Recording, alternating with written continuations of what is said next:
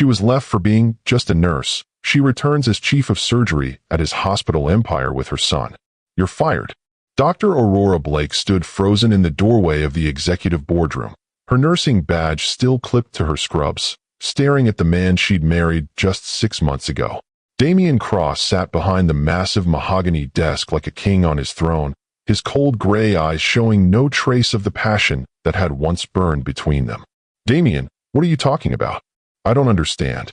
I'm talking about the fact that my wife working as a nurse in my hospital is becoming an embarrassment to my family name. People are talking, Aurora. They're saying that Damian Cross couldn't even marry within his own social circle. The words hit her like physical blows. Aurora's hands instinctively moved to her still flat stomach, where their child was growing, a secret she'd planned to share with him tonight over a romantic dinner. An embarrassment? I'm your wife, Damian. I love you, and I thought you loved me. Love. His laugh was cold and bitter. Love doesn't change the fact that you're just a nurse, Aurora. Love doesn't make you suitable for the Cross family legacy. Have you ever been told that your life's work, your calling, your very identity wasn't good enough for someone you loved? Have you ever had the person you trusted most tear down everything you'd built and call it worthless? This is the story of a woman who was thrown away for being just a nurse, who rose from that devastating betrayal to become the most powerful surgeon in the country. But what her ex-husband doesn't know is that she's carrying a secret that will change everything. A secret that's been growing for 9 years, walking and talking and carrying his eyes and his stubborn chin. Stay with me for this incredible journey of betrayal, redemption, and the most shocking revelation that will shatter a billionaire's world. If you believe that success is the sweetest revenge, hit that subscribe button and let me know in the comments what you would do in her situation. Let me take you back to the beginning of this extraordinary story and show you how a woman who was deemed not good enough became the one person who could hold a billionaire's empire in her hands.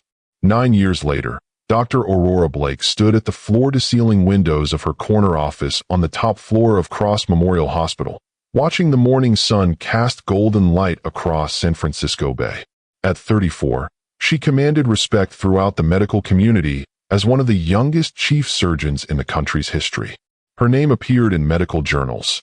Her techniques were studied in universities, and hospitals across the nation tried to recruit her with offers that would make most people dizzy. But Aurora had built something here that couldn't be bought or stolen. She'd built a reputation, a legacy, and most importantly, a life for herself and her son that was everything the Cross family had said she could never achieve. Dr. Blake. Her assistant's voice came through the intercom. Your 9 o'clock is here. The new hospital board chairman wants to meet with you personally. Aurora smiled, straightening her white coat. After 9 years of climbing the medical hierarchy, she was finally at the top. Chief of surgery at one of the most prestigious hospitals on the West Coast. It was ironic that she'd achieved this position at Cross Memorial, the hospital that bore the name of the man who'd thrown her away for being beneath his family standards. Send him in, Jennifer. The door opened, and Aurora's world tilted on its axis. Damian Cross walked into her office with the same commanding presence that had first attracted her 10 years ago. He was older now, silver threading through his dark hair, lines around his eyes that spoke of stress and responsibility. But he was still devastatingly handsome, still carried himself with the confidence of a man who owned everything he surveyed. Which, technically, he did. Cross Memorial Hospital was the crown jewel of the Cross healthcare empire, a network of hospitals and medical facilities that stretched across 3 states. Dr. Blake, I presume? His voice was exactly as she remembered, deep and controlled, with just a hint of the warmth that had once made her heart race. I'm Damian Cross, chairman of the Cross Healthcare Board. He didn't recognize her. After 9 years, after building herself into someone completely different from the young nurse he'd dismissed, he had no idea who she was. Mr. Cross. Aurora's voice was steady, professional, giving away nothing of the chaos raging inside her. Welcome to Cross Memorial. I understand you wanted to discuss the surgical department's recent performance metrics. Actually, I wanted to meet the woman who's been making waves in the medical community. Your reputation precedes you, Dr. Blake. Harvard Medical School, Johns Hopkins residency, fellowship at Mayo Clinic. Impressive credentials. Aurora almost laughed at the irony. The same man who'd told her she wasn't good enough to bear his family name was now praising her achievements, completely unaware that she was the woman he'd destroyed and rebuilt herself into everything he'd claimed she could never be. Thank you. I believe in excellence, Mr. Cross. In this field, anything less than perfection can cost lives. Spoken like a true professional. Tell me, what brought you to Cross Memorial? With your credentials, you could work anywhere in the world. Aurora met his gaze directly, searching for any flicker of recognition. I was attracted by the hospital's reputation and the opportunity to lead a department that values innovation over tradition. It was a carefully chosen barb. The old Damien would have caught the subtle criticism of his family's obsession with social tradition over professional merit. But this older version seemed focused entirely on business metrics and hospital rankings. Well, your work here has been exceptional. Patient outcomes in your department have improved by 30% since your arrival. Surgical success rates are the highest in the region. I have an excellent team. But leadership starts at the top. I've reviewed your files, Dr. Blake. You've transformed this department into something remarkable. As Damien spoke, Aurora found herself studying his face, looking for traces of the man she'd once loved desperately enough to marry him despite their different backgrounds. He seemed harder now, more focused on business than the passionate young man who'd swept her off her feet during her nursing residency. I'm curious, Damien continued, settling into the chair across from her desk with easy confidence. Your personnel file shows you're a single mother. That must make your demanding schedule challenging. Aurora's blood chilled. Her personnel file mentioned Marcus, her 9-year-old son, but gave no details about his father. I manage my professional and personal responsibilities quite well, Mr. Cross. I'm sure you do. I only mention it because work-life balance is something I've been thinking about lately. The demands of running a healthcare empire can consume your entire life if you're not careful. There was something in his voice, a weariness that hadn't been there 9 years ago. Aurora wondered if Damien had found happiness in the life he'd chosen, the proper society marriage his family had demanded after he'd thrown her away. Do you have children, Mr. Cross? Something flickered across his face. Pain, perhaps, or regret. No. My ex-wife and I were never able to have children. It was one of the factors that led to our divorce. Aurora's heart stopped. Ex-wife. Damien was divorced. The marriage he'd destroyed their relationship to pursue had failed. I'm sorry to hear that. These things happen. Sometimes what we think we want isn't what actually makes us happy. Before Aurora could respond, there was a knock on her office door. Come in, she called, grateful for the interruption. The door opened, and Marcus Blake bounded into the room with the energetic confidence of a 9-year-old who owned the world. He was tall for his age, with dark hair and startling gray eyes that were an exact match for the man sitting across from Aurora's desk. Mom, Mrs. Peterson said I could come up and see your office before she takes me to school. Marcus stopped short when he saw Damien, his natural curiosity overriding his shyness. Oh, sorry. I didn't know you had a meeting. Aurora's heart pounded as she watched Damien's face. He was staring at Marcus with a puzzled expression, clearly struck by something but unable to identify what it was. Marcus, this is Mr. Cross, the chairman of the hospital board. Mr. Cross, this is my son Marcus. Hello, sir. Marcus stepped forward with the polite confidence Aurora had taught him, extending his hand for a proper handshake. Damien shook the boy's hand, his eyes never leaving Marcus's face. Hello, Marcus. You have quite a grip there. My mom says a handshake tells people who you are before you even say anything. Your mother is very wise. Damien's voice was slightly strained, and Aurora could see him struggling to place why Marcus looked so familiar. The resemblance was striking if you knew what to look for. Marcus had Damien's bone structure, his aristocratic nose, the same stubborn set to his chin. But more than that, he had Damien's intelligence, his natural confidence, the way he carried himself like he belonged wherever he was. What grade are you in, Marcus?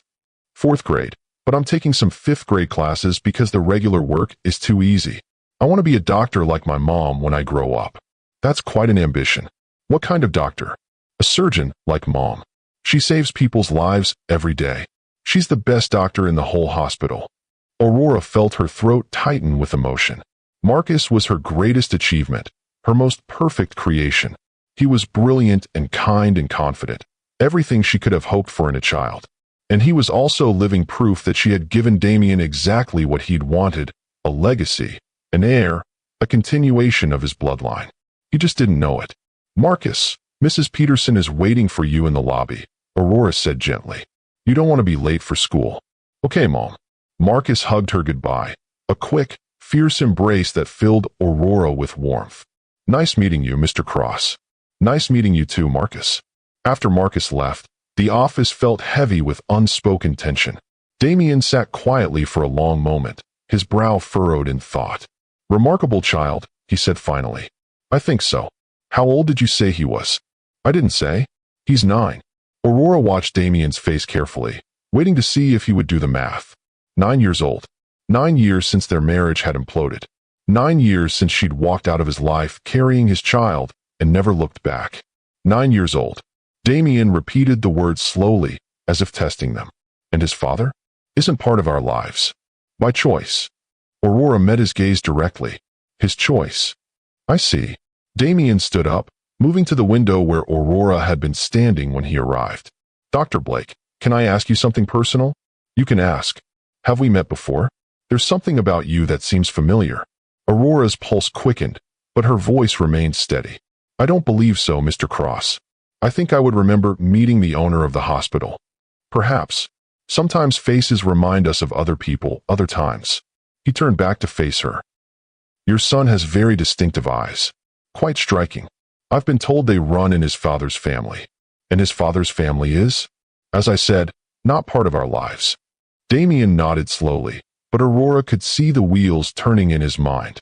He was a smart man, successful in business because he could read people and situations. The pieces were all there if he chose to put them together.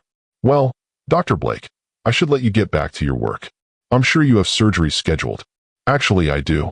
A complex cardiac procedure this afternoon that requires several hours of preparation." "Of course. Thank you for taking the time to meet with me. I look forward to working with you as we continue to build Cross Memorial's reputation." "Mr. Cross." Aurora called as he reached the door. "Yes.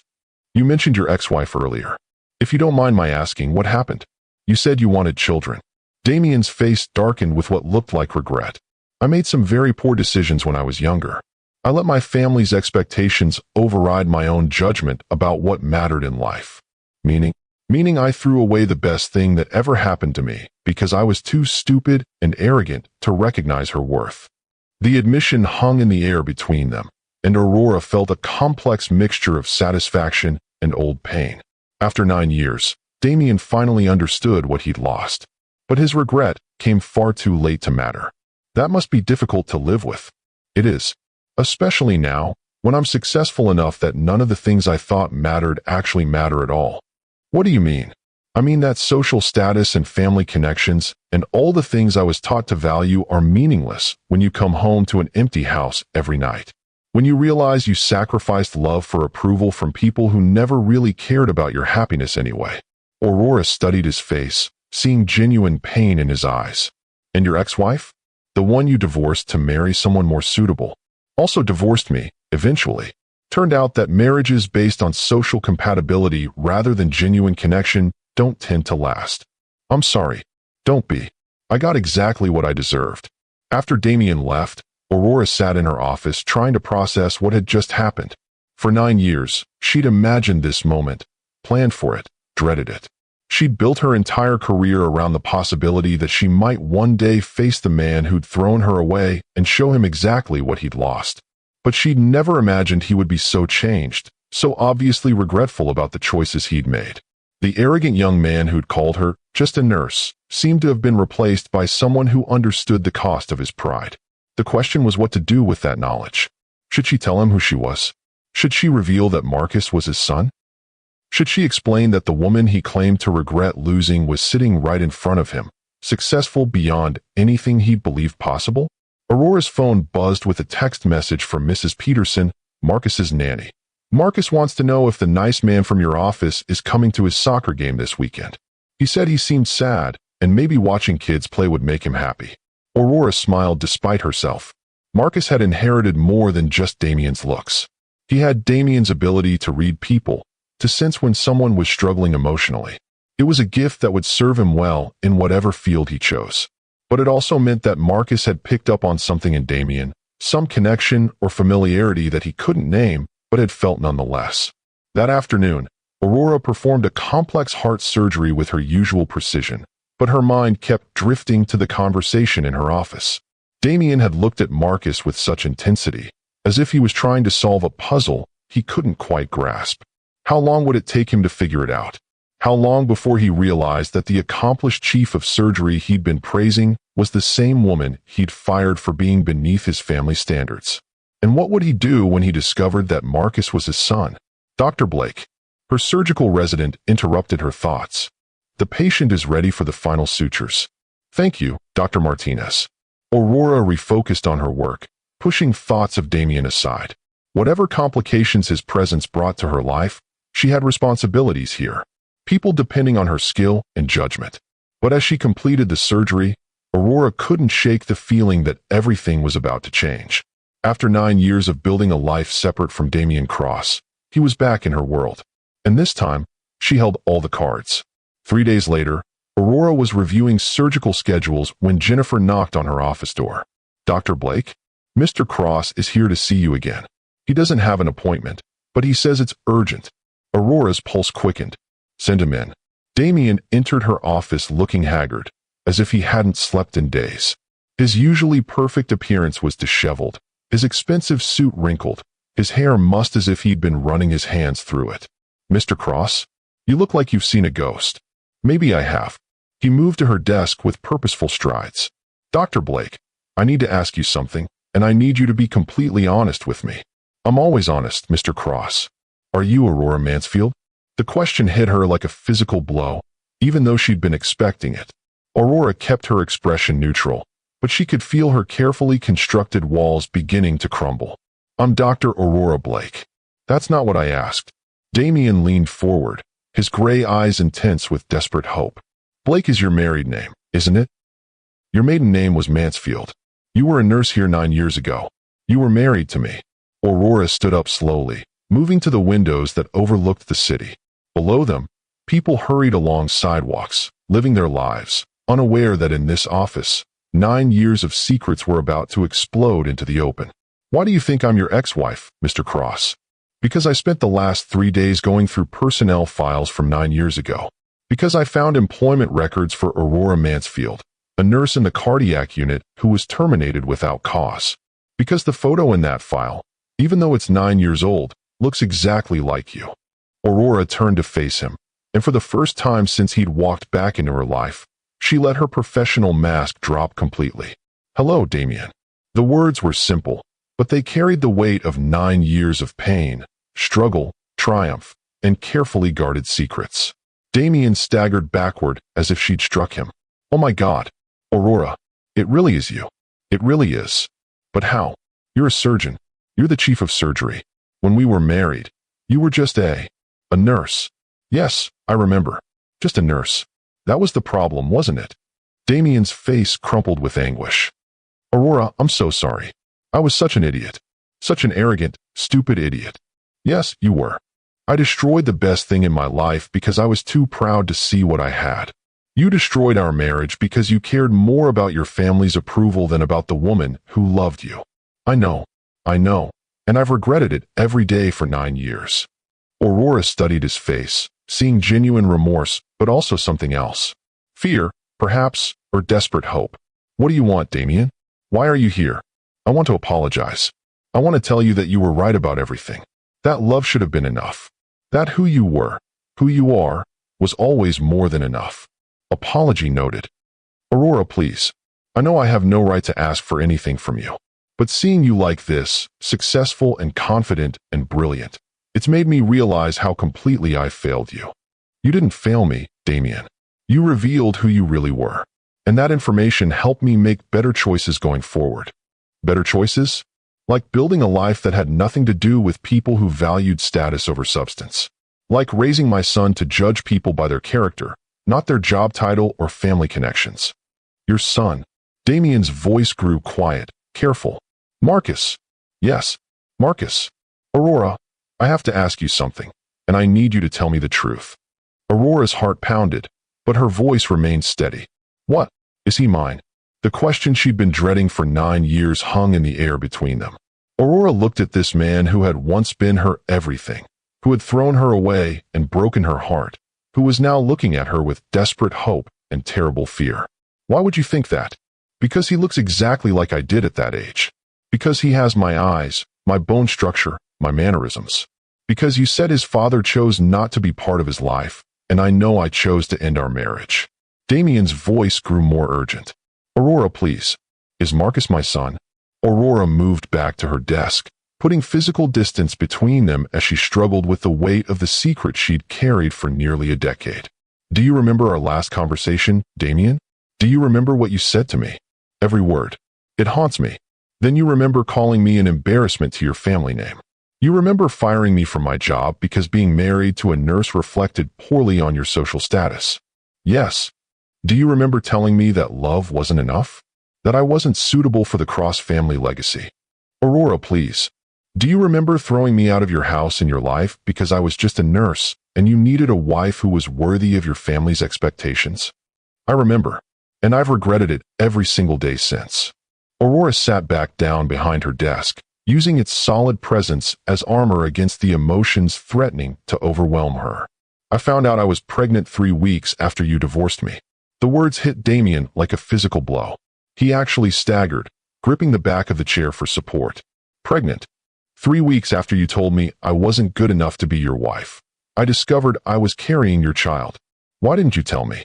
Aurora's laugh was bitter and painful. Tell you what, that the woman you discarded for being beneath your standards was pregnant with your heir? That the nurse you'd fired was carrying the Cross family legacy you claimed to care so much about? I would have done the right thing. The right thing? Like what, Damien? Marry me again out of obligation? Take my child and raise him in your world while keeping me as some kind of shameful secret? No, I would have. I don't know what I would have done, but I had a right to know. You had a right to know when you were my husband and I was carrying our child. You lost that right when you decided I wasn't worthy of the Cross family name. Damien collapsed into the chair, his face pale with shock and regret. A son. I have a son. You have a biological contribution to my son's existence. That's all. Aurora, please. I know I have no right to ask for anything from you. But can I get to know him? Can I be part of his life? Why? So you can decide he's not good enough either? So you can judge whether the child of a nurse meets your family's standards? No. Because he's my son, and I've already missed 9 years of his life. Because I want to be the father I should have been from the beginning.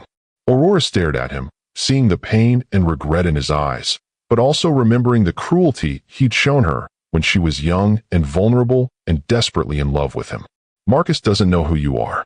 He's never asked about his father because I told him his father wasn't able to be part of our lives. What will you tell him now? I don't know. That depends on what you plan to do with this information. I want to know him. I want to be his father, if he'll let me. And what about your family? What about the Cross legacy and social expectations? What happens when your grandmother finds out you have a son with the nurse she thought was so unsuitable? Damien's jaw tightened with resolve. My family's expectations cost me the only woman I ever loved and 9 years with my son. I won't let them cost me anything else. Pretty words, Damien. But you said pretty words before, too. I know. I have to prove myself. I know I don't deserve your trust or forgiveness. But Aurora, please, give me a chance to show you that I've changed. Aurora looked at this man who had once been her whole world, who had destroyed her heart and inadvertently set her on the path to becoming everything she was today. He seemed genuinely remorseful, truly changed by whatever experiences had shaped him over the past 9 years. But she'd also learned to be cautious with her heart, to protect herself and Marcus from people who might hurt them. One chance, she said finally. You can meet Marcus properly, as his father. But Damien, if you hurt him in any way, if you make him feel unwanted or ashamed or not good enough, you'll never see him again. Do you understand? I understand. And this doesn't change anything between us. This is about Marcus having the opportunity to know his father, nothing more. I understand that too. Aurora picked up her phone and dialed Mrs. Peterson's number. Mrs. Peterson, could you bring Marcus to my office, please? There's someone I'd like him to meet properly. As they waited, Aurora studied Damien's face. He looked nervous, excited, terrified, and hopeful all at once. The powerful businessman who commanded a healthcare empire was reduced to an anxious father about to meet his son for the second time, but the first time as his actual father. Aurora, Damien's voice was quiet, uncertain. What should I tell him? How do I explain why I wasn't there before? You tell him the truth, that you made mistakes when you were younger, and that you're sorry you missed so much of his life. And if he asks why I made those mistakes, then you better have a good answer. Because Marcus is brilliant, and he won't be satisfied with vague explanations. A few minutes later, Mrs. Peterson knocked on the office door. Come in, Aurora called. The door opened, and Marcus bounded in with his usual energy, stopping short when he saw Damien sitting in the chair across from his mother's desk. Oh, hi, Mr. Cross. Are you having another meeting with my mom? Actually, Marcus, Mr. Cross asked to see you specifically. Aurora's voice was gentle but serious. There's something we need to tell you. Marcus looked between them with the sharp intelligence he'd inherited from his father. Is everything okay? You both look really serious. Aurora took a deep breath. Marcus, do you remember when you asked me about your father? Yeah. You said he wasn't able to be part of our lives. That's true. But now things have changed. Aurora gestured toward Damien. Marcus, this is your father. Mr. Cross is your dad. Marcus stared at Damien with wide gray eyes, processing this information with the same analytical mind that made him excel in school. You're my dad. I am. Damien's voice was thick with emotion. And I'm very sorry that I haven't been part of your life until now. Why not? The question was simple, direct, and completely devastating. Damien looked at his 9-year-old son, seeing his own eyes and bone structure, but also Aurora's kindness and intelligence, and tried to find words that would explain 9 years of absence without destroying the boy's faith in him. Because I made some very bad decisions when I was younger. I hurt your mother, and I didn't know you existed until a few days ago. You didn't know about me? No. And that's my fault, not your mother's. She had very good reasons for not telling me. Marcus looked at Aurora with questions in his eyes. Mom, why didn't you tell him about me?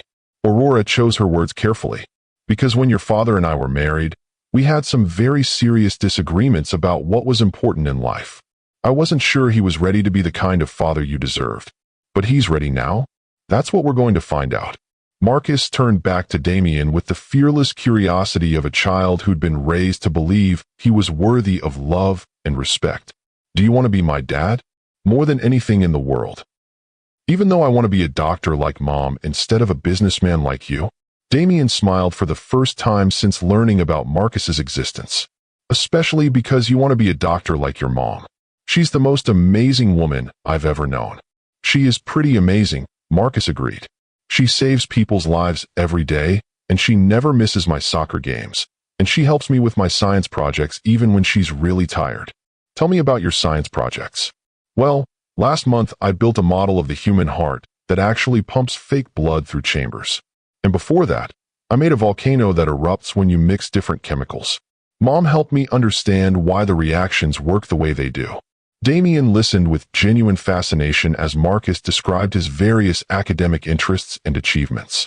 Aurora watched this first real conversation between father and son with a complex mixture of emotions. There was obvious chemistry between them, a natural connection that transcended the years of separation. Marcus, Damien said finally, I know this is all very confusing and sudden, but I want you to know that I'm going to do everything I can to be a good father to you, if you'll let me. What does that mean exactly? It means I want to come to your soccer games and help with your science projects and hear about your day at school. It means I want to be someone you can count on and trust, and maybe even be proud of someday. Can I ask you something? Anything. Why did you hurt my mom? The question stopped Damien cold. He looked at Aurora, who nodded slightly, giving him permission to answer honestly. Because I was young and stupid, and I let other people convince me that things like money and social status were more important than love. I thought your mother wasn't good enough for my family because she was a nurse instead of something they considered more prestigious. But nurses are really important. They take care of people when they're sick and scared. You're absolutely right. Nurses are heroes. Your mother was a hero, and I was too foolish to see it. And now she's a surgeon, which is even more important. Now she's the chief of surgery, which makes her one of the most important doctors in the whole hospital. Marcus beamed with pride. I know. Everyone here thinks she's amazing. They're right to think that. Aurora felt her throat tighten with emotion as she watched this conversation unfold. Despite everything that had happened between them, Damien was saying exactly the right things to Marcus, treating him with the respect and genuine interest that would build a foundation for their relationship. "Marcus," Aurora said gently, "this is a lot to process all at once. Why don't you think about it tonight? And tomorrow you can ask Mr. Cross any other questions you have. Can I call you Dad, or should I keep calling you Mr. Cross?" Damien's eyes filled with tears he was clearly struggling to control. "You can call me whatever feels right to you. I think I'd like to try calling you Dad and see how it feels. I'd like that very much." After Marcus left with Mrs. Peterson, Aurora and Damien sat in heavy silence, both processing what had just happened. "He's incredible," Damien said finally. "Brilliant and confident and kind. Everything I could have hoped for in a son. He's had a good life. Stable, loving, full of opportunities to explore his interests. Because of you. Because you gave him everything I couldn't. I gave him what every child deserves. Love, security, and the belief that he can become anything he wants to be." Damien looked at her with an expression she couldn't quite read. "Aurora, I know I have no right to ask this, but is there any chance? Could we ever be a family? Really be a family?" Aurora felt her heart skip, but her voice remained steady. "We are a family, Damien. You, me, and Marcus. But that doesn't mean we're a couple. I know. Seeing you with him, seeing the life you've built, the woman you've become. I can't help but wonder what might have been possible if I hadn't been such an idiot 9 years ago. 9 years ago is over, Damien. What matters now is what kind of father you're going to be to Marcus. The best father I can be. I promise you that. Don't promise me. Promise him. He's the one who deserves your commitment and consistency." Damien nodded, understanding that Aurora wasn't going to make this easy for him. She'd learned to protect herself and Marcus from disappointment, and he would have to prove over time that he deserved their trust. But as he looked at the woman who had once been his wife, who had become everything he'd claimed she never could be, Damien felt something he hadn't experienced in 9 years. Hope. Hope that maybe, somehow, he could earn back what he'd thrown away. Hope that the family he'd always wanted was sitting right in front of him, and this time he was wise enough to recognize it. The question was whether Aurora would ever be able to forgive him enough to let him back into her heart, or whether the damage he'd done was too great to overcome. Only time would tell if love really could be enough, after all. Over the following weeks, Damien threw himself into learning how to be a father with the same intensity he'd once applied to building his business empire. He attended Marcus's soccer games, sitting in the bleachers with the other parents and cheering louder than anyone when his son scored a goal. He helped with homework, marveling at Marcus's advanced understanding of science and mathematics. He even attempted to learn about art when Marcus expressed interest in following his mother's creative side, but it wasn't always smooth. 9 years of absence couldn't be erased overnight, and there were moments when the artificial nature of their relationship became painfully apparent. "Dad, why don't you live with us?" Marcus asked one evening as Damien was driving him home from a baseball game. Damien gripped the steering wheel tighter, choosing his words carefully. "Because your mom and I aren't married anymore, son. But lots of divorced parents still live together for their kids. Jimmy Henderson's parents are divorced, but they share a house. Every family is different, Marcus. Your mom and I, we have some complicated history that we're still working through. Because you hurt her feelings when you were younger? Because I hurt her much more than just her feelings. I made choices that broke her trust in me. And trust is something that has to be earned back slowly." Marcus was quiet for a moment, processing this with the same analytical mind he applied to everything else. "Do you love her?" The question hit Damien like a physical blow. "Why do you ask?" "Because when you look at her, you get the same expression that Mr. Rodriguez gets when he looks at Mrs. Rodriguez. And they're really happy together." Damien pulled into Aurora's driveway and turned off the engine, needing a moment to compose himself before answering his son's impossibly perceptive question. "Yes, Marcus. I love your mother very much. I never stopped loving her, even when I was too stupid to show it properly." "Then why can't you just tell her that and fix everything?" "Because love isn't always enough to fix the damage we cause when we make bad choices. Sometimes we have to prove that we've changed before the people we hurt can trust us again." "How do you prove you've changed?" "By being consistent. By showing up when I say I will. By putting you and your mom first. even when it's difficult or inconvenient. And how long does that take? Damien smiled at his son's practical approach to complex emotional situations. I don't know, son. Maybe forever. But that's okay, because proving myself to you and your mom is the most important thing I'll ever do. As they walked to the front door, Damien reflected on how much his priorities had shifted in just a few weeks. Board meetings that had once seemed crucial now felt secondary to Marcus's soccer schedule. Business deals that had consumed his attention now took a back seat to helping with science projects. Aurora opened the door before they could knock, her face lighting up when she saw Marcus, but maintaining careful neutrality when her eyes met Damien's. How was the game? We won 7-3, and Dad bought me a hot dog and nachos and let me have a Coke even though you said I shouldn't have too much sugar before dinner. Marcus announced with the honesty of a child who hadn't yet learned the art of selective information sharing. Aurora raised an eyebrow at Damien. Did he now?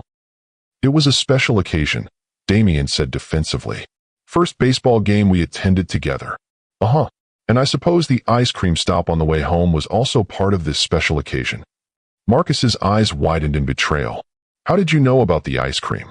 Because you have chocolate on your shirt, and your father has that guilty expression he used to get when he knew he'd done something I wouldn't approve of. The casual reference to their shared past hung in the air, a reminder that despite everything that had happened, Aurora and Damien had once known each other better than anyone else in the world. I should go, Damien said quickly. Marcus, I'll see you Thursday for your science fair, right? Right. And Dad, thanks for coming to my game. It was really cool having you there. The simple gratitude in his son's voice nearly brought Damien to his knees. Thank you for letting me be there, son. As Damien turned to leave, Aurora called after him. Damien? A word. She stepped onto the porch, closing the door behind her so Marcus couldn't overhear their conversation. Is everything all right? Damien asked. I need to warn you about something. Your grandmother called the hospital today. Damien's blood ran cold. What did she want? She'd heard rumors about you spending time with a child, and she wanted to know if it was true that you had a son. What did you tell her? I told her that I couldn't discuss your personal life, and that she should speak with you directly. But Damien, she knows. I could hear it in her voice. She's figured out who I am and who Marcus is. How much does she know? Enough to cause problems. She mentioned that the Cross family had standards to maintain, and that illegitimate children reflecting poorly on the family name. Damien's jaw tightened with familiar anger. Marcus isn't illegitimate. He's my son. To your family, there's no difference. I wasn't a suitable wife 9 years ago, and I'm certainly not a suitable mother for the Crosshair now. I don't care what my family thinks. Don't you? Because 9 years ago, you cared enough to throw away our marriage for their approval. That was different. I was different. Prove it. Before Damien could respond, Aurora had gone back inside, leaving him standing on her porch with the weight of his family's expectations pressing down on him like a familiar burden. The next morning, Damien arrived at his office to find his grandmother, Eleanor Cross, waiting for him. At 78, she was still formidable, with silver hair styled in a perfect chignon and the kind of presence that made people straighten their spines unconsciously. Grandmother, this is an unexpected visit. Sit down, Damien. We need to discuss this situation you've created. What situation is that? Don't play games with me. I know about the child. I know you've been gallivanting around town with some boy, playing father to a bastard. Marcus is not a bastard. He's my son. He's the product of an inappropriate relationship with a woman who was never suitable for this family. A nurse, for God's sake. I thought we dealt with that embarrassment years ago. Damien felt the familiar pattern trying to reassert itself. His grandmother's disapproval, the family's expectations, the pressure to choose status over love. But this time, he had something to fight for that was more important than their approval. Aurora Blake is the chief of surgery at Cross Memorial Hospital. She's one of the most respected cardiac surgeons in the country. She's also your ex-wife who trapped you with a pregnancy you knew nothing about. She didn't trap me. I abandoned her. Eleanor's eyes flashed with irritation. You made a practical decision based on the best interests of the family. That woman was never appropriate for the Cross name. And this child changes nothing. This child is your great-grandson. This child is a mistake that needs to be managed discreetly. I've spoken with our attorneys, and they believe we can arrange for financial support without any formal acknowledgement of paternity. Damien stood up abruptly, his patience finally exhausted. "Get out." "Excuse me. I said get out of my office. And don't come back until you're ready to treat my son with the respect he deserves." "Damien, be reasonable. Think about what's best for the family, for the business. We can't have this scandal affecting our reputation.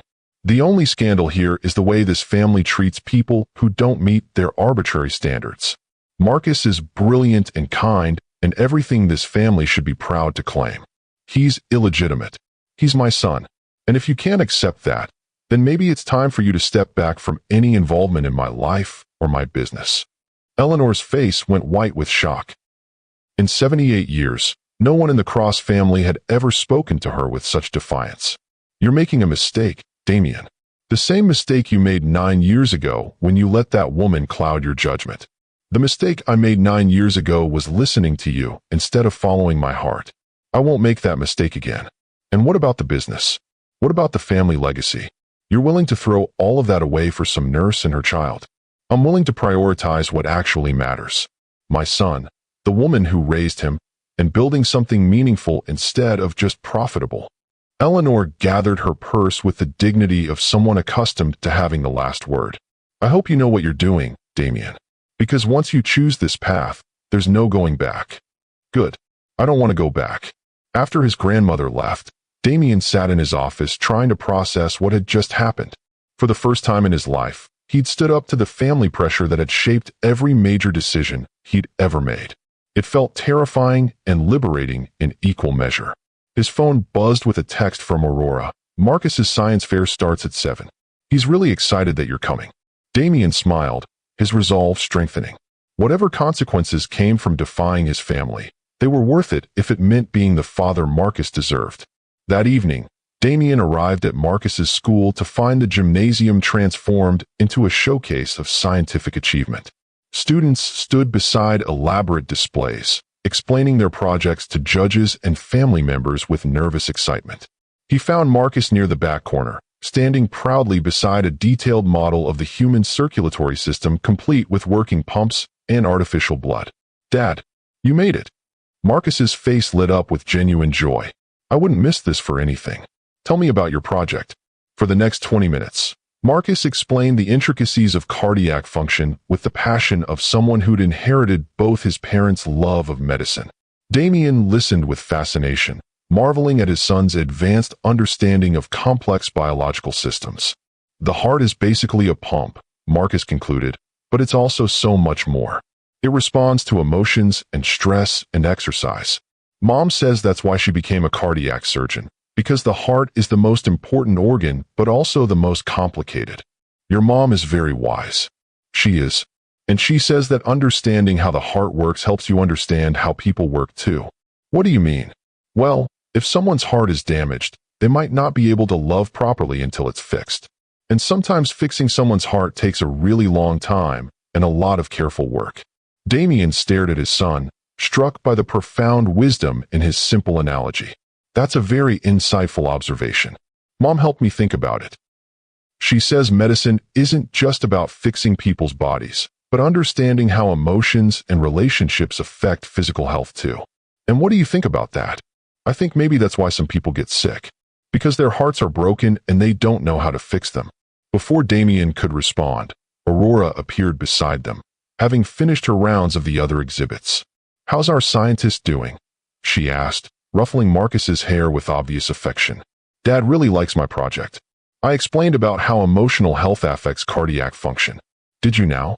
Aurora glanced at Damien with an unreadable expression. "And what did your father think about that theory?" "I think our son is going to make an exceptional doctor someday," Damien said carefully. "He has insights that go far beyond his age. He gets that from both sides of his family," Aurora replied, but there was warmth in her voice that hadn't been there in weeks. The judge arrived at Marcus's station, and for the next 10 minutes, Marcus presented his project with the confidence of someone who'd been raised to believe his ideas mattered. The judge was clearly impressed, asking detailed questions that Marcus answered with enthusiasm and precision. "Excellent work, young man. This is graduate-level thinking applied to a middle school project." After the judge moved on, Marcus turned to his parents with barely contained excitement. "Do you think I have a chance at winning?" "Win or lose, I'm incredibly proud of you. Aurora said, hugging him tightly. Me too, son. This is amazing work. As they waited for the results to be announced, other parents approached to compliment Marcus's project and ask about his plans for high school science courses. Damien found himself standing beside Aurora, both of them watching their son interact with adults who clearly saw his potential. He's remarkable, Damien said quietly. He is. And he's been asking me questions about you. What kind of questions? Whether you're going to stay in his life. Whether he can trust you not to disappear when things get complicated. Damien felt his chest tighten. What did you tell him? I told him that trust has to be earned over time, but that's so far you've shown up when you said you would. And what do you think? Do you think I'll stay? Aurora was quiet for a long moment, watching Marcus explain his project to another group of interested parents. I think you want to stay. I think you genuinely care about him and want to be a good father. But I also remember how quickly you changed your mind about what was important 9 years ago. How easily you let your family convince you to walk away from our marriage. I stood up to my grandmother today. I told her that Marcus and you are more important than the family's approval. Aurora turned to look at him directly. And how did that go? She threatened to disown me and cut me off from the family business. And I told her that was her choice to make. That I won't choose their approval over my son ever again. Aurora studied his face, searching for any sign that he was saying what he thought she wanted to hear rather than what he actually felt. Damien, I need you to understand something.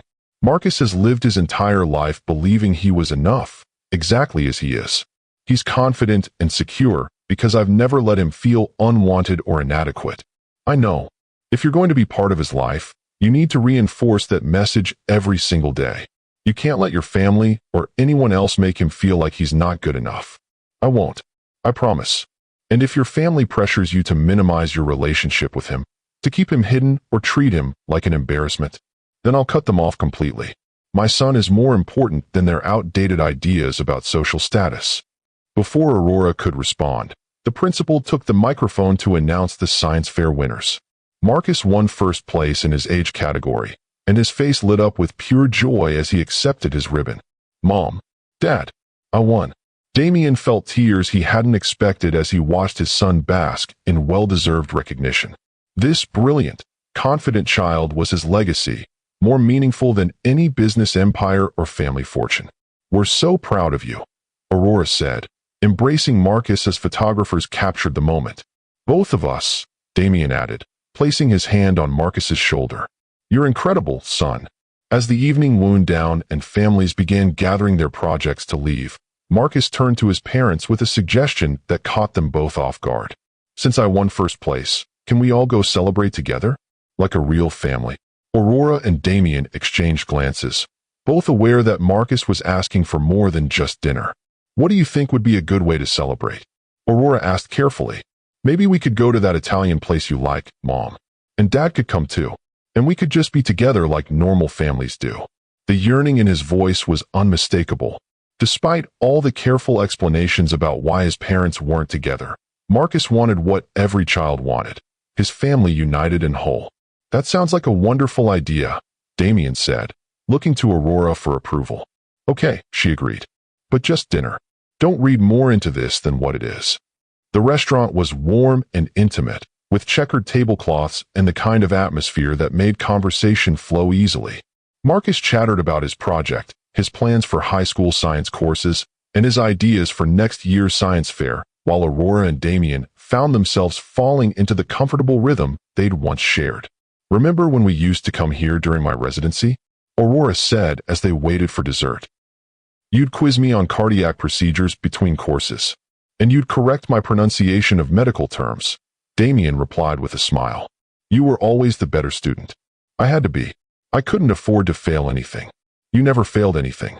You were brilliant then, and you're even more brilliant now. Marcus looked between his parents with the satisfied expression of someone whose plan was working perfectly. You guys seem like you were really happy together. We were, Aurora said quietly. For a while. What happened? Aurora and Damien exchanged looks, both aware that their son deserved an honest answer, but struggling with how much truth a 9-year-old could handle. We wanted different things, Damien said finally. Or I thought we did. I was young, and I made some very poor decisions about what was important in life. Like what? Like thinking that other people's opinions mattered more than the feelings of the person I loved most. That sounds pretty stupid. It was extremely stupid. But you're not stupid anymore. Damien smiled at his son's direct approach to complex emotional issues. I'm trying not to be, but sometimes it takes time to prove that you've really changed. How much time? I don't know, son. That's up to your mom to decide. Marcus turned to Aurora with the expectant expression of someone who believed problems could be solved through logical discussion. Mom, how long do you think it will take for you to trust Dad again? Aurora nearly choked on her wine. Marcus, that's a very complicated question. Why? Either you trust someone or you don't, right? It's not that simple when someone has hurt you badly. Trust isn't just about believing they won't hurt you again. It's about believing they've really changed into someone who wouldn't want to hurt you. And you don't think Dad has changed? Aurora looked at Damien, seeing the hope and fear in his eyes as he waited for her answer. I think your father is trying very hard to change. I think he genuinely wants to be a good father to you and make up for the mistakes he made in the past. But you're not sure if he's changed enough. I'm not sure if I've healed enough to risk trusting him with my heart again. The honesty of her answer hit both Damien and Marcus with unexpected force. It was the first time Aurora had acknowledged that her reluctance wasn't just about Damien's character, but about her own fear of being hurt again. What would help you heal? Marcus asked with the earnest concern of someone who wanted to fix his mother's pain. Time. Consistency. Proof that the changes are real and permanent, not just temporary promises made to win me back. And if Dad proves all of that? Aurora smiled at her son's persistent optimism. Then maybe we could talk about being a real family. How long do you think that would take? I don't know, sweetheart. Maybe a long time. Maybe forever. Some damage can't be completely undone. But some damage can be healed if people work really hard at it. Sometimes. Marcus nodded thoughtfully, apparently satisfied with this answer. Okay, then I guess we just have to wait and see. After dinner, as they walked to their respective cars, Marcus hugged both parents goodbye with the fierce affection of a child who felt completely secure in their love. Thanks for celebrating with me, he said. This was the best day ever.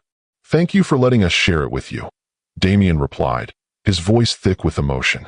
After Marcus was safely buckled into Aurora's car, Damien approached her driver's side window. Aurora, thank you for tonight. For letting me be part of this. He wanted you here. I won't deny him time with his father just because I have complicated feelings about you. I know, and I appreciate that you're putting his needs first. I always put his needs first. That's what parents do. I'm learning that. I'm learning a lot of things I should have known years ago. Aurora started her engine, signaling that the conversation was over. Good night, Damien. Good night. And Aurora? I meant what I said about my family. Whatever pressure they bring to bear, whatever threats they make, I won't let them interfere with my relationship with Marcus. We'll see. As Aurora drove away with their son, Damien stood in the restaurant parking lot feeling both hopeful and terrified. He'd meant every word about protecting Marcus from his family's interference, but he also knew how relentless Eleanor Cross could be when she set her mind to destroying something she saw as a threat. The next morning brought the first test of his resolve. Damien arrived at his office to find his cousin Richard waiting with a stack of legal documents and a grim expression. Morning, Damien. We need to talk. About what? About the family's concerns regarding your recent indiscretions. My relationship with my son isn't an indiscretion. Your public acknowledgement of an illegitimate child absolutely is. Do you have any idea what this could do to our business relationships? Our social standing. I don't care about our social standing. Richard placed the documents on Damien's desk with the satisfied air of someone who held all the cards. Then perhaps you'll care about this. It's a formal petition from the board of directors requesting your resignation as CEO. Damien felt ice form in his veins as he scanned the legal language. On what grounds? Moral turpitude. Bringing disrepute. It involves acknowledgement of a child born outside wedlock. It involves behavior that reflects poorly on the values this company was built upon. Values like integrity, compassion, and putting patients first. Values like discretion, appropriate social connections, and maintaining the reputation that allows us to attract investors and board members from the best families. Damien read through the petition more carefully, noting the names of board members who'd signed it. Most were family friends or business associates who'd known him for years. How many signatures do you have? Enough. Damien, this doesn't have to get ugly. Resign quietly, take a generous severance package, and everyone walks away happy. And my son can be provided for through discreet financial arrangements that don't require public acknowledgement of paternity. Absolutely not. Then you're prepared to lose everything? The company, your position, your inheritance? All for a woman who trapped you with a pregnancy and a child you've known for less than a month. Damien stood up, his decision crystallizing with sudden clarity. Get out of my office. Damien, be reasonable. I said get out. And take this petition with you. I'm not resigning, and I'm not hiding my relationship with my son. Then you're forcing us to take this public. The board will vote next week, and when they do, you'll be removed from your position with cause. No severance, no benefits, no company support. So be it. After Richard left, Damien sat in his office staring out at the city skyline and processing the magnitude of what he'd just chosen.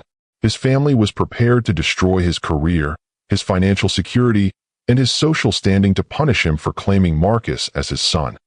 9 years ago, those threats would have been enough to make him back down. 9 years ago, he'd chosen his family's approval over love. But 9 years of regret had taught him that some things were worth any price. His phone rang, interrupting his brooding. Mr. Cross? This is Jennifer from Dr. Blake's office. She asked me to call and let you know that Marcus was in an accident at school. Damien's blood turned to ice. What kind of accident? Is he hurt? He fell during recess and hit his head. He's conscious and alert, but Dr. Blake wanted you to know they're taking him to the emergency room as a precaution. Which hospital? Cross Memorial. Dr. Blake said she'd meet you there. Damien was in his car and racing across town before Jennifer finished speaking. Nothing else mattered now except getting to his son and making sure he was all right. He arrived at the emergency room to find Aurora pacing in the waiting area, still wearing her surgical scrubs with obvious tension in every line of her body. How is he? Damien asked without preamble. Conscious, alert, no signs of serious head trauma. But they're doing a CT scan to rule out any internal bleeding or swelling. What happened? He was playing soccer at recess and collided with another student. Went down hard and hit his head on the ground. The school nurse said he was disoriented for a few minutes. Damien sank into a chair beside Aurora, his hands shaking with residual adrenaline. Can we see him? After the CT scan. They should be done soon.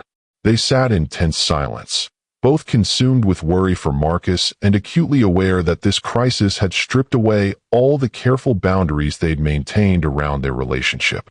Aurora, I need to tell you something. My family is trying to force me out of the company because I won't hide my relationship with Marcus. What do you mean? They filed a petition with the board to remove me as CEO. They want me to resign and agree to keep Marcus's paternity secret in exchange for financial support. Aurora turned to face him fully. And what did you tell them? I told them no. I told them I'd rather lose everything than deny my son's existence. You're willing to give up your career? Your inheritance? Everything you've worked for? Everything I've worked for doesn't mean anything if I can't share it with the people I love. My company, my money, my social position, none of it matters if it comes at the cost of being Marcus's father. Aurora stared at him with an expression he couldn't read. You really mean that? I've never meant anything more in my life. Before Aurora could respond, a doctor approached them with Marcus's test results. Dr. Blake? Mr. Cross? I'm Dr. Patterson. Marcus's CT scan is completely normal. No signs of concussion or internal bleeding. He's asking for both of you. They hurried to Marcus's room, where they found him sitting up in bed with a bandage on his forehead and an annoyed expression on his face. This is so stupid, he announced as soon as he saw them. I feel fine.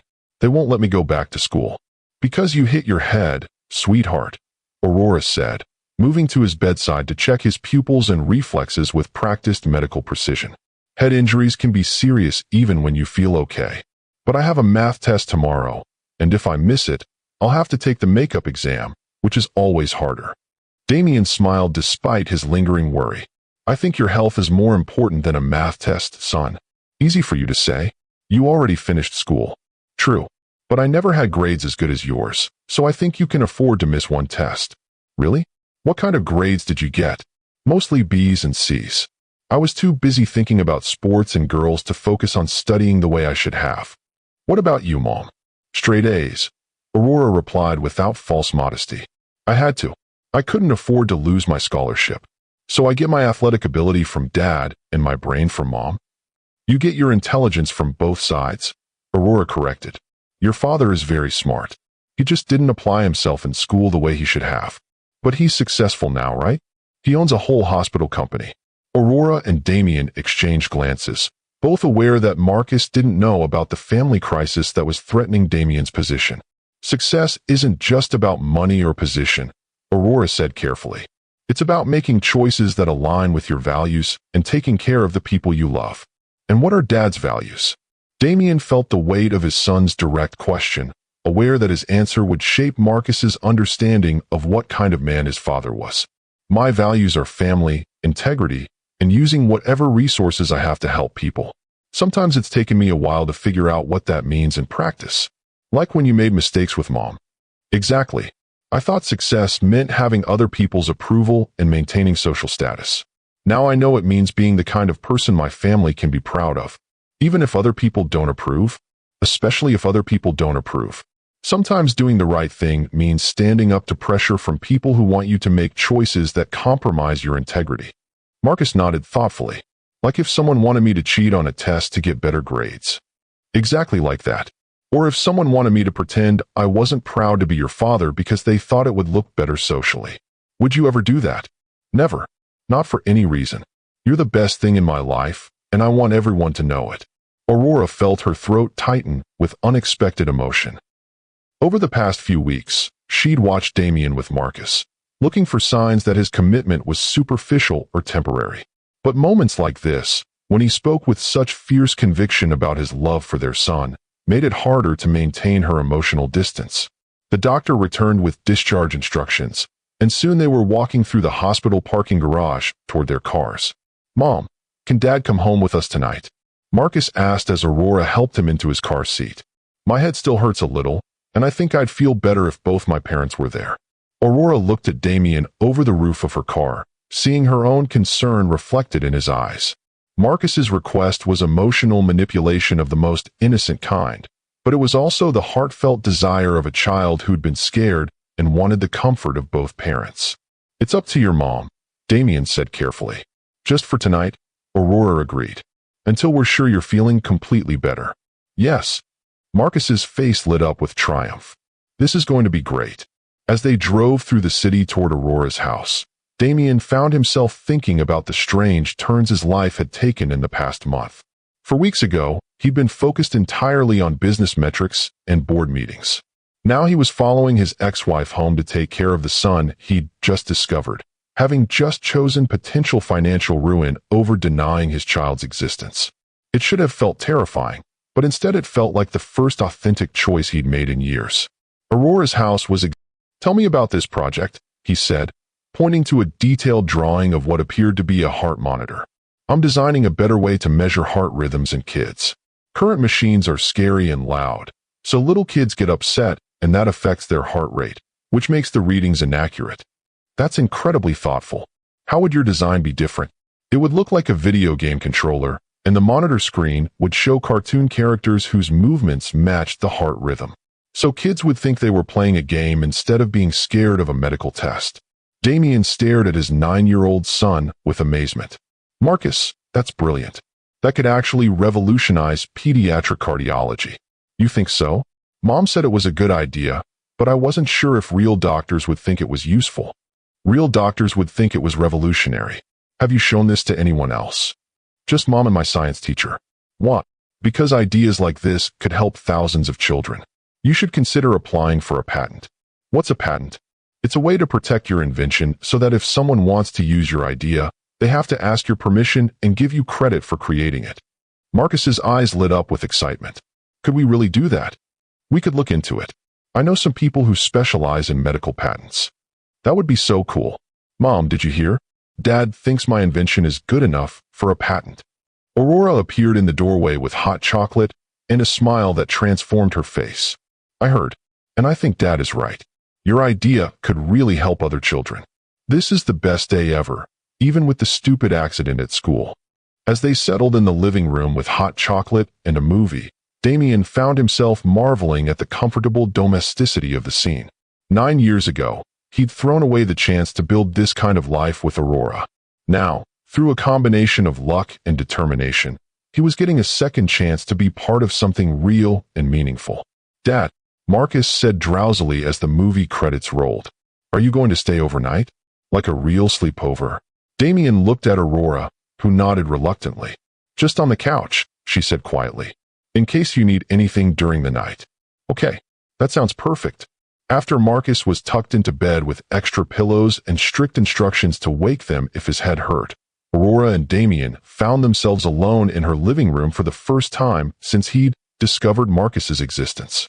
"Thank you," Damien said quietly, "for letting me stay, for trusting me with him. You're his father. He wanted you here. And what do you want, Aurora?" The question hung between them, loaded with 9 years of unresolved history and the possibility of an uncertain future. "I want Marcus to be happy and secure. I want him to have a relationship with his father that enriches his life instead of complicating it. And what about us? Is there any chance we could rebuild what we lost?" Aurora was quiet for a long moment, studying his face in the soft lamplight. "I don't know if what we lost can be rebuilt. Too much has happened. We're different people now. Maybe we could build something new, something better than what we had before." "Based on what?" "The fact that we have a child together. Based on the fact that I've spent 9 years learning what really matters, and you've spent 9 years becoming the most remarkable woman I've ever known." "Pretty words, Damien. But you said pretty words before too." "I know, and I know that words aren't enough. But Aurora, I'm not the same man who threw away our marriage. I've learned from my mistakes." "Have you?" "Because today you told me your family is trying to destroy your career for acknowledging Marcus. 9 years ago, their pressure was enough to make you choose them over me. What happens when the pressure really starts building? Then I'll prove that I mean what I say about putting you and Marcus first. And if you lose everything, your company, your money, your social position, will you resent us for the sacrifices you had to make?" Damien moved closer to her on the couch, his eyes intense with conviction. "Aurora, listen to me. I've had everything the Cross family considers important. I've had wealth and status and social approval. And I've been miserable every single day for 9 years. That doesn't mean you'll be happy with us. It means I know the difference between what looks impressive from the outside and what actually matters. You and Marcus matter. Everything else is just details." Aurora studied his face, searching for any sign that he was saying what he thought she wanted to hear rather than what he truly believed. "Damien, I need you to understand something. I've built a good life for myself and Marcus. We're happy, secure, and successful. I won't risk disrupting that unless I'm absolutely certain you've really changed. What would convince you? Time. Consistency. Proof that when things get difficult, you choose us over convenience. How long? I don't know. Maybe months. Maybe years. Maybe forever. I have time. Do you? Because your family's pressure is just beginning. When they realize you're serious about refusing to deny Marcus, they're going to escalate their tactics. Let them. And when the media gets hold of this story, when your business rivals use it against you, when every social event becomes a minefield of whispered gossip and deliberate snubs, then I'll learn to live with it. Because the alternative is giving up my son and the woman I love, and that's not an option." Aurora felt her resolve wavering at the sincerity in his voice.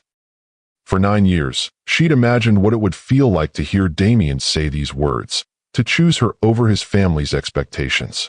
Now that it was happening, she didn't know whether to trust it. "I need time to think," she said finally. "Take all the time you need. I'm not going anywhere. And if I decide I can't take the risk, if I decide that protecting Marcus is more important than giving you a second chance, then I'll respect your decision. But I'll still be his father, and I'll still be here if you ever change your mind." The next morning brought the first test of Damien's resolve in the form of a front-page story in the San Francisco Chronicle's business section. The headline read, "Cross Healthcare CEO acknowledges illegitimate son with former employee." The article detailed Damien's marriage to and divorce from Aurora, her employment as a nurse at Cross Memorial, and the recent revelation of Marcus's existence. It quoted anonymous sources within the Cross family expressing concern about the company's reputation and Damien's fitness to lead the organization. Damien read the article over coffee in Aurora's kitchen while she made breakfast for Marcus, who was feeling much better after his accident. "This is bad," Aurora said quietly, reading over his shoulder. It's not great, but it's not unexpected either. They make it sound like I was some kind of gold digger who trapped you with a pregnancy. Anyone who knows you knows that's ridiculous. But people who don't know me will believe it. And Marcus will have to deal with the fallout at school. Damien felt his anger rising at the thought of his son being subjected to gossip and speculation about his parents' relationship. I'll talk to his principal. Make sure the school is prepared to handle any inappropriate questions or comments. That's not enough. Once this story spreads, Marcus will be followed by reporters and subjected to scrutiny he doesn't deserve. Then I'll hire security. I'll do whatever it takes to protect him. Aurora studied his face, seeing genuine concern for Marcus's well-being, but also recognition that the situation was spiraling beyond their control. Maybe you should reconsider your family's offer, she said quietly. Take the severance package and agree to keep Marcus's paternity private. It would protect him from this kind of attention. Absolutely not. I won't teach my son that he's something to be ashamed of or hidden. Even if it means subjecting him to public scrutiny and media attention. Even then, Marcus deserves a father who's proud to claim him, not one who hides their relationship to avoid social embarrassment. Before Aurora could respond, Marcus appeared in the kitchen doorway in his school uniform, looking more serious than usual. Is everything okay? You guys look worried. Aurora and Damien exchanged glances, both aware that Marcus needed to know about the newspaper story before he heard about it from classmates or teachers. Marcus, come sit down, Aurora said gently. We need to talk to you about something. Am I in trouble? No, sweetheart.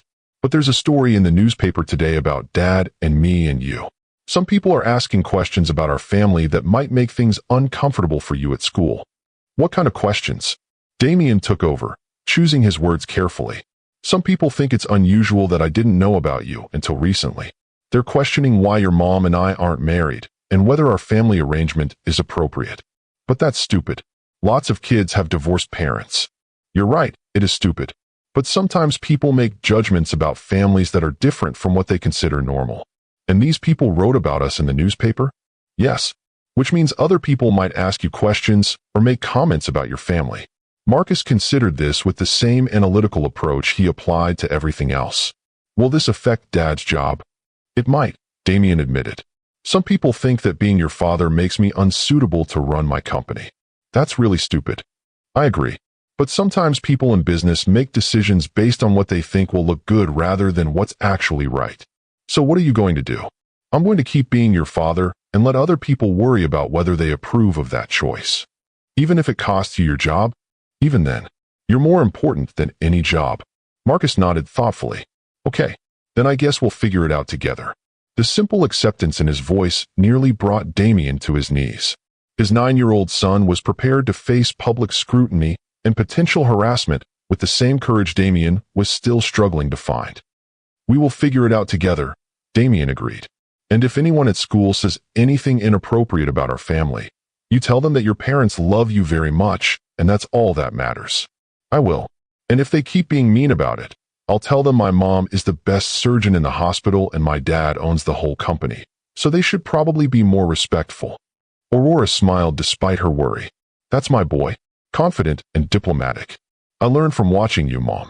After Marcus left for school with Mrs. Peterson, Aurora and Damien sat in the kitchen processing the magnitude of what lay ahead. This is going to get worse before it gets better, Aurora said quietly. I know, but I meant what I said about not backing down. Even when they start investigating every aspect of our relationship, even when they dig up details about our marriage and divorce, even when they question my fitness as a mother and your judgment as a CEO, even then, Aurora's phone rang, interrupting their conversation. She glanced at the caller ID and frowned. It's the hospital's PR department. They probably want to discuss damage control. The conversation was brief but illuminating. Cross Memorial's public relations team was fielding calls from reporters asking about Aurora's employment history, her qualifications, and the circumstances surrounding her termination 9 years earlier. They want me to come in for a meeting this afternoon, Aurora said after hanging up, to discuss how the hospital should respond to media inquiries. I'll come with you. That might make things worse. If we're seen together at the hospital, it will fuel more speculation. I don't care about speculation. I care about making sure you're not thrown under the bus to protect the hospital's reputation. Damien, I can handle this. I've been handling difficult situations by myself for 9 years. You don't have to handle them by yourself anymore. The simple statement hung between them, a reminder that despite all the complications and uncertainties, they were facing this crisis together. That afternoon, the meeting at Cross Memorial was everything Aurora had expected and worse. The hospital's legal team, public relations staff, and several board members gathered in the main conference room to discuss the media attention surrounding her relationship with Damien. Dr. Blake, the hospital's chief counsel, began. We need to understand the full scope of your relationship with Mr. Cross, both past and present, so we can properly respond to media inquiries. My relationship with Mr. Cross is personal and has no bearing on my professional qualifications or performance. I'm afraid that's not entirely accurate, replied the public relations director. Your past marriage to the hospital's owner, your termination from employment 9 years ago, and your current position as department head all raise questions about potential conflicts of interest. What kind of conflicts of interest? Questions about whether your position was earned through merit or through personal connections. Whether your medical decisions regarding Mr. Cross's recent cardiac surgery were influenced by your emotional relationship with him. Aurora felt her temper rising. Are you questioning my medical ethics? We're identifying potential areas of concern that the media and our stakeholders might raise. My medical ethics are impeccable. Every decision I made regarding Mr. Cross's care was based on medical necessity and best practices. If you're suggesting otherwise, I'd like to see your evidence. The room grew uncomfortably quiet as Aurora's challenge hung in the air. Dr. Blake, the chief counsel continued, no one is questioning your medical competence. But you must understand that perception can be as important as reality in situations like this. And what perception are you concerned about? That Cross Memorial Hospital employs physicians whose personal relationships might compromise their professional judgment. That our hiring practices might be influenced by factors other than qualifications. I see. And what would you like me to do to address these perceptions? We think it might be best if you took a temporary leave of absence while this situation resolves itself. Just until the media attention dies down and the public's focus moves elsewhere. Aurora stared at the assembled hospital executives with growing disbelief. You want me to step down from my position because I was once married to the hospital's owner? Temporarily. Just as a precautionary measure. A precautionary measure against what? Against the truth that I've earned my position through 10 years of exceptional service and surgical excellence. Before anyone could respond, the conference room door opened and Damien walked in with the confident stride of someone who owned the building. Gentlemen, Dr. Blake, I hope I'm not interrupting anything important. Mr. Cross, the chief counsel said nervously. We were just discussing some public relations concerns with Dr. Blake. What kind of concerns? The media attention surrounding your personal relationship has raised questions about potential conflicts of interest. Damien took a seat at the head of the conference table with the easy authority of someone accustomed to commanding rooms full of executives. I see. And what have you concluded? We've suggested that Dr. Blake might consider a temporary leave of absence until the situation stabilizes. Absolutely not. Sir, Dr. Blake is the finest cardiac surgeon this hospital has ever employed. Her patient outcomes are exceptional, her leadership of the surgical department has been exemplary, and her personal life is none of this hospital's business. But the potential for conflicts of interest are non-existent. Dr. Blake treated my medical emergency with the same professionalism she brings to every case. If anything, the hospital should be proud that we employ someone of her caliber. Mr. Cross, with all due respect, the media attention will pass.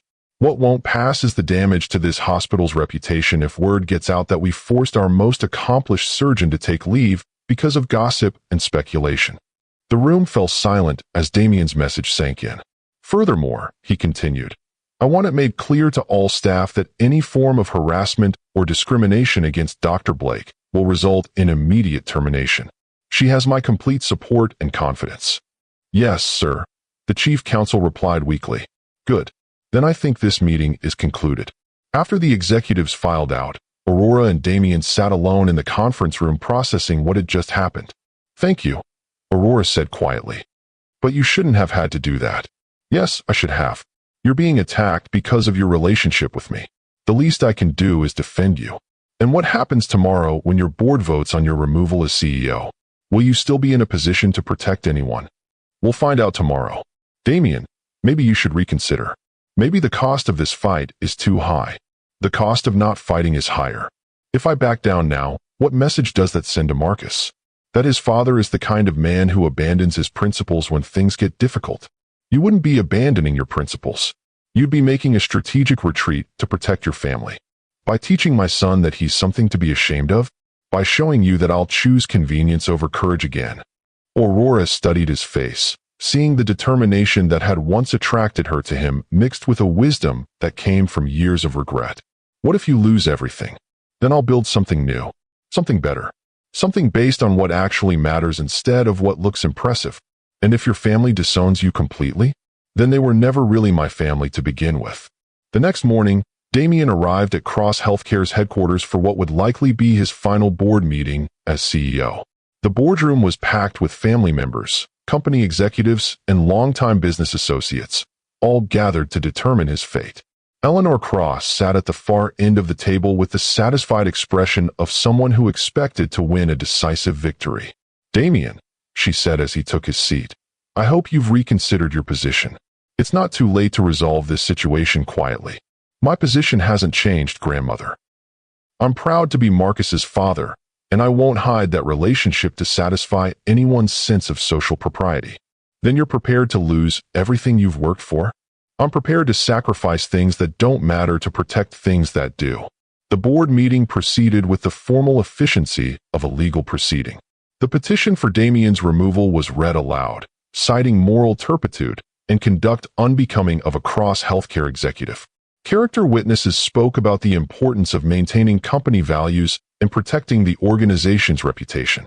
Finally, it was Damien's turn to speak. "Ladies and gentlemen," he began, standing to address the assembled board members. "I've served this company for 15 years as an executive and 5 years as CEO. During that time, we've expanded into 3 new states, increased patient satisfaction ratings by 40%, and improved surgical outcomes across all our facilities." Murmurs of agreement rippled through the room. "I've been accused of moral turpitude because I acknowledge my son's existence and refuse to treat him as a shameful secret. I've been accused of conduct unbecoming a Cross Healthcare executive because I was once married to a woman who worked as a nurse." Damien paused, letting his words sink in. "But let me ask you something. What kind of healthcare organization are we if we consider compassionate caregivers beneath our social standards? What kind of family values are we promoting if we demand that children be hidden to protect adult reputations?" "Damien," Eleanor interrupted, "this isn't about your son's worth.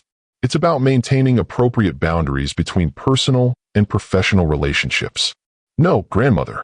This is about whether this organization will be guided by genuine values or by outdated prejudices about social status." Damien turned to address the full board. "My son is brilliant, kind, and determined to become a doctor so he can help other people. His mother is one of the most accomplished cardiac surgeons in the country. They represent everything this company should stand for: excellence, compassion, and dedication to healing." "Pretty speeches won't change the facts," Richard interjected. "Your personal scandal reflects poorly on the company brand.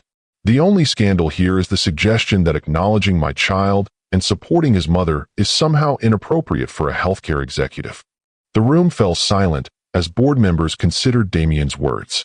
"I have a proposal," Damien continued. "Instead of removing me from moral turpitude, let's make this organization's values clear. Let's announce that Cross Healthcare is proud to be led by executives who prioritize family, who support single mothers pursuing medical careers, and who believe that compassionate care matters more than social pedigree." "That's ridiculous," Eleanor snapped. "We can't build a marketing campaign around your personal mistakes. We can build a marketing campaign around our commitment to the values that actually matter in healthcare. Values that my son and his mother exemplify every day." Before anyone could respond, the boardroom doors opened and Aurora walked in, still wearing her surgical scrubs and carrying herself with the confidence of someone who belonged anywhere she chose to be.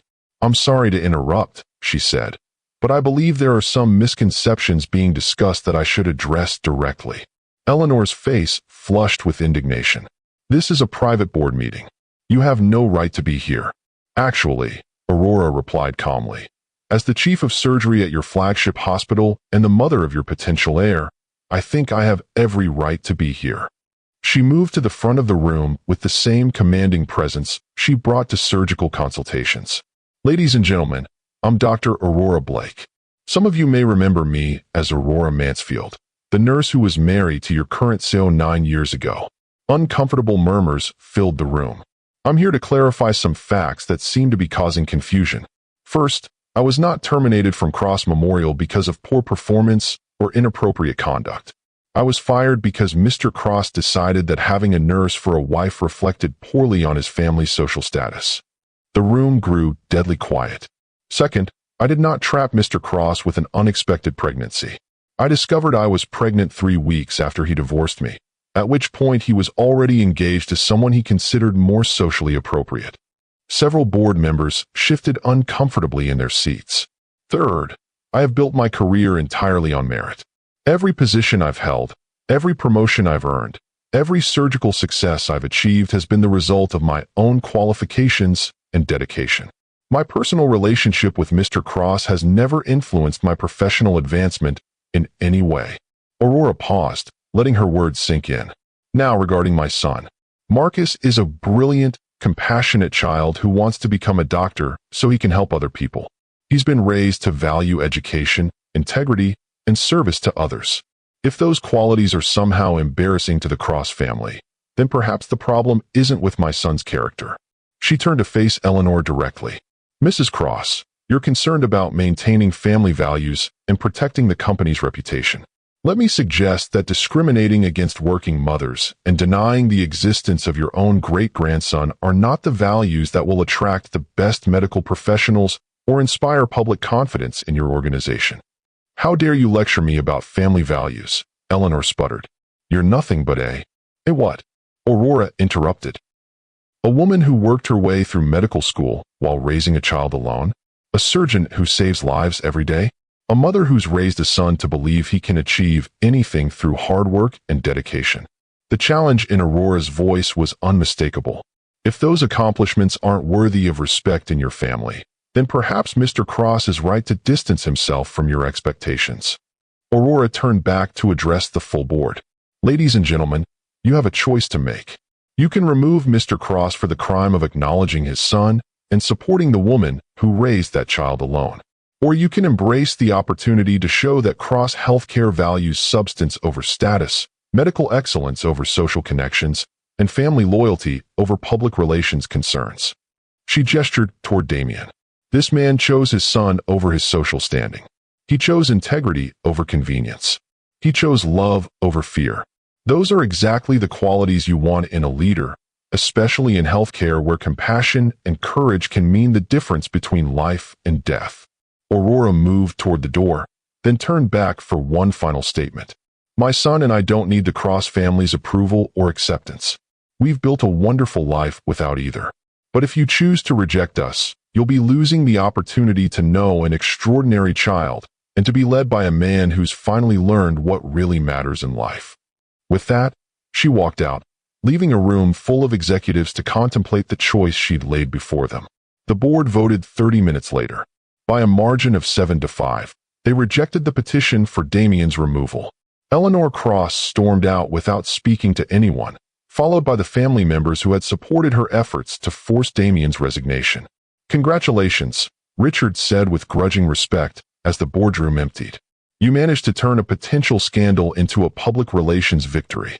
I didn't do anything, Damien replied. Aurora did. She stood up for our family when she didn't have to. She's quite remarkable. Yes, she is. Damien found Aurora in her office at Cross Memorial, reviewing surgical schedules with the focused intensity that characterized everything she did. Thank you, he said from the doorway. For what? For saving my career. For defending our family. For being braver than I've ever been. Aurora looked up from her charts. I didn't do it for you. I did it for Marcus. He deserves a father who's proud to claim him. And what about us? After everything that's happened, is there any chance we could build something together? Aurora studied his face, seeing the hope and fear in his eyes as he waited for her answer. I think, she said slowly, that maybe we could try. Really? You stood up to your family. You chose Marcus over your social status. You proved that you've learned what actually matters. Does that mean you trust me? It means I'm willing to see if I can learn to trust you again. Damien felt his heart soar with cautious hope. What would that look like? Taking things slowly. Dating like normal people do. Letting Marcus get used to the idea that his parents might be together. Seeing if what we feel for each other now can support the kind of partnership we never had before. I'd like that very much. And Damien? No more secrets. No more choosing other people's opinions over our family's well-being. If we're going to do this, we do it honestly and completely. Agreed. Aurora, I love you. I've never stopped loving you. But I love who you've become even more than who you were. I love you too. The man you've become, not just the memory of who you used to be. 6 months later, Damien proposed to Aurora in the same hospital cafeteria where they'd first met during her nursing residency. Marcus, now 10 years old and more confident than ever, served as the ring bearer at their wedding in Aurora's backyard. The ceremony was small and intimate, attended by close friends, supportive colleagues, and the few Cross family members who'd come to respect Aurora's accomplishments and Damien's transformation. Do you, Damien, take Aurora to be your wife, promising to love and support her dreams, to respect her independence, and to be a true partner in all aspects of your life together? I do, with all my heart, for all my life. Do you, Aurora, take Damien to be your husband, trusting in his growth and change, believing in his commitment to you and Marcus, and opening your heart to love again? I do. As they kissed to seal their remarriage, Marcus cheered from the front row with the enthusiasm of a child whose deepest wish had finally come true. Ladies and gentlemen, the officiant announced, I present to you the Cross family, Damien, Aurora, and Marcus. The reception was filled with laughter, heartfelt toasts, and the kind of joy that comes from second chances embraced with wisdom earned through experience. Any regrets? Aurora asked as they danced to their wedding song under string lights in the garden. Only one. What's that? That it took me so long to figure out that you and Marcus were everything I ever really wanted. Maybe we both needed the time apart to become the people who could make this work. Maybe. But I'm grateful for every day from now on. Even when Marcus becomes a teenager and gives us attitude about everything, especially then, I want to be there for every milestone, every challenge, every moment of his life. And when your grandmother starts pressuring us about more grandchildren, then we'll decide together what's right for our family, and everyone else can adjust to our choices. Aurora smiled, seeing the truth of that commitment in his eyes. I love you, Damien Cross. I love you too, Dr. Aurora Cross. As the evening progressed, Damien found himself watching Marcus dance with his new cousins and friends, his face glowing with happiness. The boy who'd grown up believing his father couldn't be part of his life now had 2 parents who were completely devoted to his well-being and future. Dad, Marcus appeared beside him with a serious expression.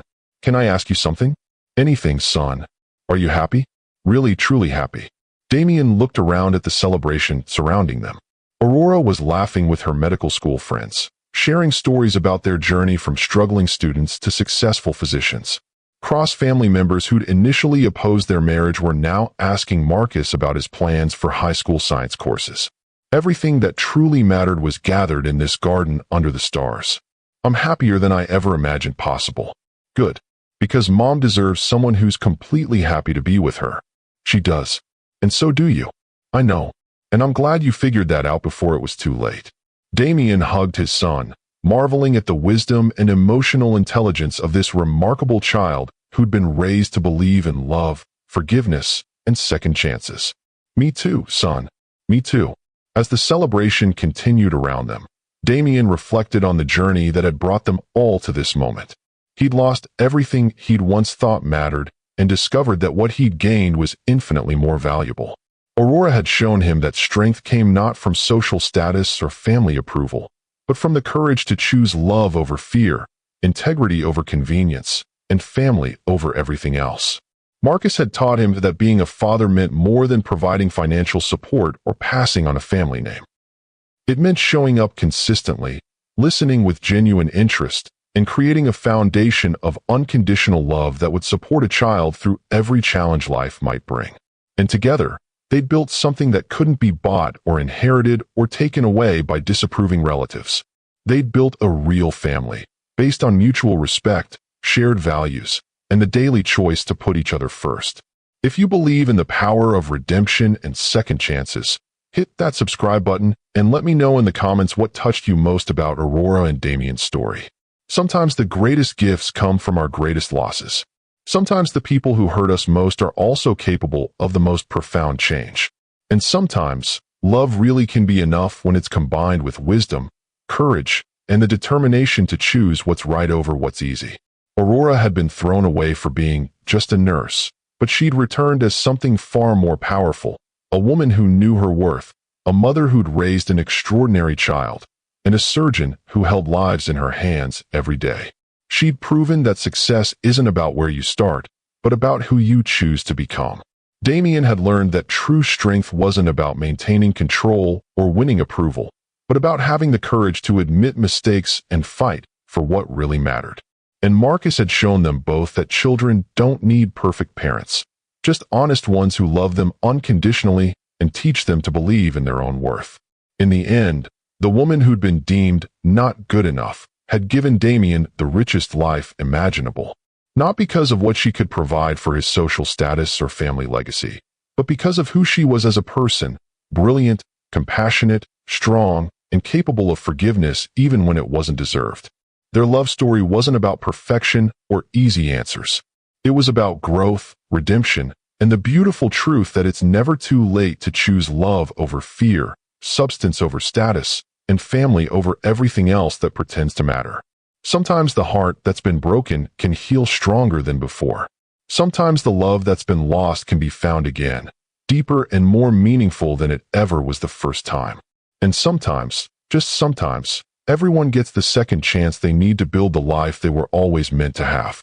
This is Aurora, Damien, and Marcus Cross, proving that the best families aren't born from perfection, but from the courage to fight for each other, the wisdom to forgive past mistakes, and the determination to build something beautiful from the pieces of what came before. Subscribe for more incredible stories about love, redemption, and the power of never giving up on the people who matter most. Because everyone deserves a love story that reminds them that it's never too late to choose courage over comfort, truth over convenience, and family over everything else the world says should matter more.